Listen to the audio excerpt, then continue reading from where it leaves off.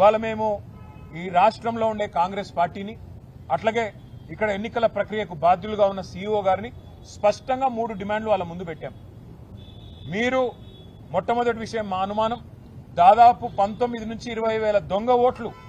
రకరకాల రూపాల్లో లేని ఓట్లు ఉన్నట్టుగా లేదా డబల్ ఓట్లు రాయించి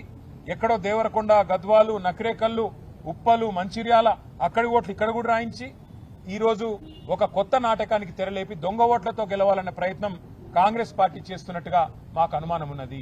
కాంగ్రెస్ పార్టీ అని నేను ఎందుకంటున్నా అంటే కింది లెవెల్ అధికారులతో కాంగ్రెస్ నాయకత్వం కుమ్మక్కై కింద లెవెల్లో ఉండే బిఎల్ఓస్ కానీ కింద లెవెల్లో ఉండే ఇతర చిన్న చిన్న అధికారులు కానీ వాళ్లతో కుమ్మక్కై ఈ కార్యక్రమం చేస్తున్నట్టుగా మాకు స్పష్టమైన సమాచారం కూడా ఉన్నది. ఒక్కొక్క బూత్ లో 50 ఓట్లు యాడ్ చేసుకోవాలా, సైలెంట్ గా చాప కింద నీరులాగా 400 బూతులున్నాయి, 20,000 ఓట్లు యాడ్ చేస్తే మనం ఖచ్చితంగా గెలవాలి అనే ఒక